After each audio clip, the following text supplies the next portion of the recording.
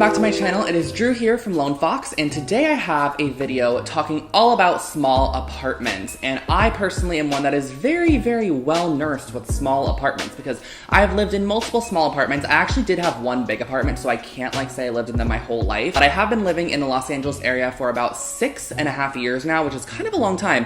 And as many of you guys know, Los Angeles is a pretty expensive place to live. And I lived in downtown LA for 5 years, and then I've lived in like Hollywood area for about a year and a couple of months now. The current apartment that I'm in right now, which is only about 800 square feet, which I know sounds a little bit large, but it is a 2-bedroom. So me and my roommate both live here. I have one room, she has the other room, and then we do share like the living room, dining, kitchen space, of course. Me and my roommate did actually share literally like a 600 square foot studio at one point, and I've actually lived with her for almost like my entire time in Los Angeles we've lived together. But today I kind of just wanted to share my 10 top tips if you have a smaller space to just have a very efficient, a clean, a pretty, and a livable space that just really represents yourself, but is also very functional and very livable at the same time. I know I said that 2 times, but you know, that's what we're going for, a livable space that's pretty and functional. Definitely follow me on my channel. You can subscribe below if you would like to follow. I post brand new DIY and home decor content every single week, and you can also follow my Lone Fox Home Instagram account on the screen. And also, guys, do not forget, in my last video, the one I posted previous to this one, I'm giving away 8 prizes for hitting 200,000 subscribers, including $100 Amazon gift cards,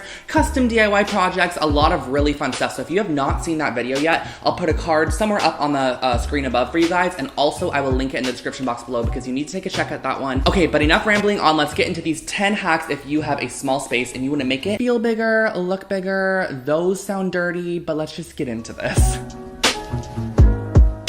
I'm going in full force with the first one because this is probably my biggest tip for someone that has a small apartment, and that is to elevate your bed. I was in college, I learned that I got bed risers under my bed. I was able to store so much under your bed. Your bed is an area where you can literally put whatever junk you want under there and nobody's going to see it, especially if you have like either a bed skirt or just a really long duvet that covers it. But the reason for this is that you can put either bed risers or just get a bed that is elevated. I personally have a platform bed, so my bed kind of just goes up like this and then back down. And also keep in mind that if you don't have something like that, you can get bed risers, which give you an instant like 8 inches of additional space under your bed. This is a great space for storing anything like suitcases, luggage, and keep in mind, if you do store suitcases under your bed, you can also put more junk in them. Throw it in a suitcase and put it under your bed because no one knows where to put a suitcase in a small apartment. The underbed space is very, very key when you have a small space. Get it off the floor and organize underneath.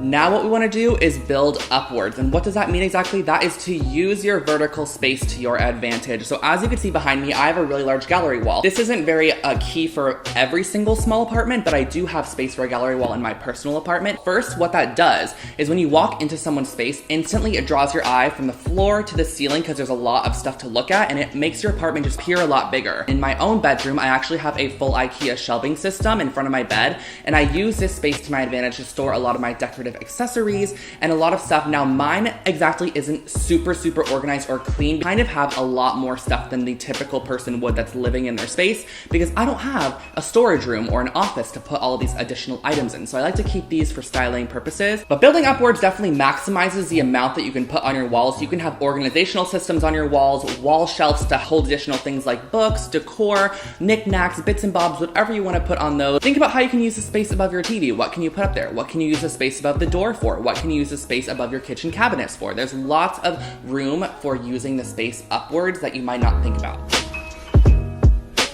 When you're out purchasing furniture, if you do have furniture, try to think about getting more lighter toned furniture as opposed to darker furniture, because what that does in the space is it instantly brightens it up and actually bounces color and reflects it off of furniture pieces that are brighter from the actual daylight, and then it kind of bounces off the wall and it gives you a whole little bright environment. My first apartment with my roommate, we really wanted to maximize the seating area because we always had people over, but it was also very dark, so we actually got 3 white leather couches, which at the time were not the cutest, but on a college budget, you know, those were okay, and they actually added a little bit more life to the apartment and the space, because when you do have darker furniture, it tends to sort of absorb light and make your space look a little bit more dreary and drab if you do not have a lot of natural light to start with. When you're in need for a new couch, think about getting a lighter color as opposed to a darker one if you are in a smaller space situation.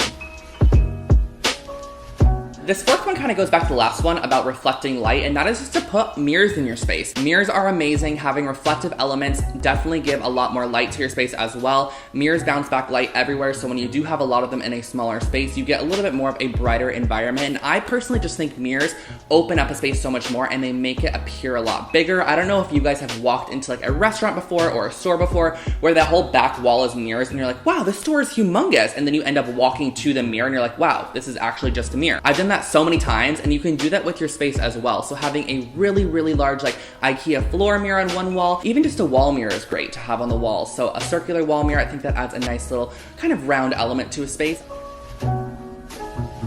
Halfway through at number 5, we are talking about keeping your space alive. This is one that not all of us are great at because I personally do not have a green thumb. I actually did keep a fiddle leaf fig alive for 2 years, which I do applaud myself on. I don't have a green thumb, so I do actually have quite a few faux plants, hence this one right here. Plants are your best friend. I think they can definitely just liven up a space instantly. You can see the most dreary little like small living room in the world, but if they have a whole ton of plants in there, and you can have as many plants as you want in your apartment. I just find plants to have a very pleasing effect on myself, and I know a lot of you guys love plants as well, and I think in a smaller space, whether it be your bedroom, your bathroom, bathrooms are a great place for plants, and there are a lot of indoor plants that actually don't need to survive with a lot of light, so you can look into those. Clutter is not your best friend if you live in a smaller environment, because what this does is just gonna make your space feel jam-packed. I feel like we can all definitely kind of sense this. If you have a cluttered space, if your coffee table's all completely cluttered, if your console's cluttered, if your desktop table, whatever it might be that you have in your small space, your bed, people clutter everything these days, you know, it just happens. I can say that I have done this before as well. I've definitely learned to kind of start putting my things away as I go and trying to conceal them and just keep things off the top of surfaces as opposed to just like really cluttering my desk. I used to do that all the time and have literally everything in the world on top of there, including mail, bills, tax information, pencils, pens, staplers, all that form of stuff. Now it's all in drawers and I try to conceal it and just keep my desktop nice and clean. And so try to keep things a little less cluttered, put things away, store them in boxes, baskets, wherever you can put them, organization systems, underneath your bed as we talked about prior, so.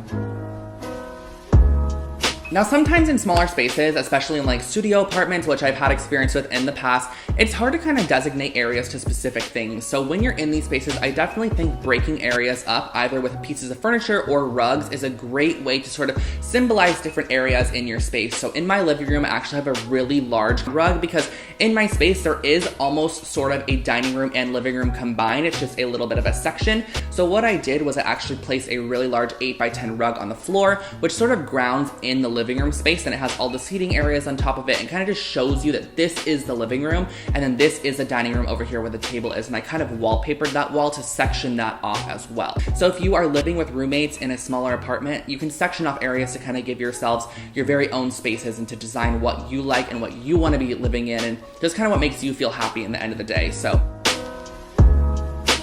this one's just like a little miniature tip, and that is to keep extra seating under your coffee table or under a console, and not even extra seating. You can also keep baskets with like books or blankets or additional storage under consoles or under coffee tables. You can maximize by layering, which I think is definitely amazing in smaller spaces, because if you do have a coffee table, in my personal apartment, I have a coffee table. I actually have 2 additional floor pillows underneath the coffee table and a poof underneath the coffee table. So that just instantly adds 3 more seats around the coffee table. And on top of it, I think it looks really cute having a layered coffee table look. I can even probably add a basket to the other side. Let's say you had a console in the corner by your door when you walked in, or maybe you had a console with your TV on it. If there's a large space underneath it, if there's like a big gap between the legs and the floor, or if it's just like a console that's like a long leg with a tabletop, think about really utilizing that space underneath it and putting baskets or additional storage means underneath those items, just because it's going to give you a little bit more to work with.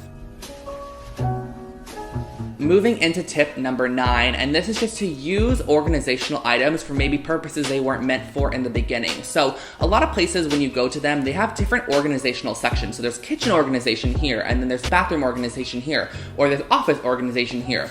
Check all of those spaces out, and you can utilize different organizational means for different spaces in your room. I actually have right here, which you guys cannot see, a blanket stand. This is actually a bathroom caddy from Urban Outfitters. A long time ago I got this, and I've utilized it in a bathroom, in my bedroom, and also now in my living rooms. If you're shopping online or if you're shopping in store, definitely check out every section of organization, because you can find stuff that you never knew you needed, find organization that you maybe never thought could apply that was a bathroom organization that you can now use in your bedroom, or you can use in your living room.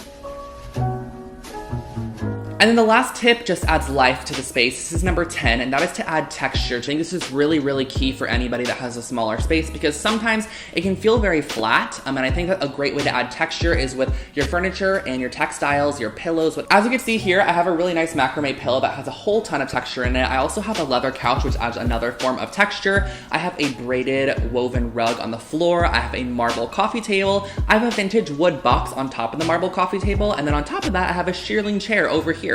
So instantly adding more textures to your space just gives it a more cozy environment, which is very inviting, it's very warm, and it's livable. Like, we all want that in our space. We don't want a cold space, you know? So if your space is super small already, you might as well make it just feel super cozy, because a smaller space is easier to make feel cozy as opposed to a larger space. So, okay guys, so I feel like that was a huge mouthful, and I hope that that can help you out if you do have a smaller space. These are tips I've been coming up with over the past couple of days, and I've been asking my friends and family members if they thought that these were great as well. And me and my roommate kind of just sat down and talked about these as well, because these are definitely tips that we have applied to our apartment.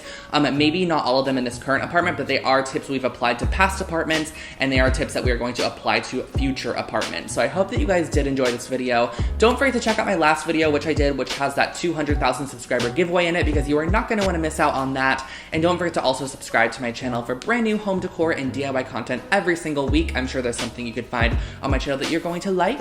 And without further ado, I think I will catch you guys all in the next one. Have an amazing day. Give this video a thumbs up and let me know which tip was your favorite in the comment section below. That was a lot, and I will let you go now for that. So have an amazing day. Bye guys.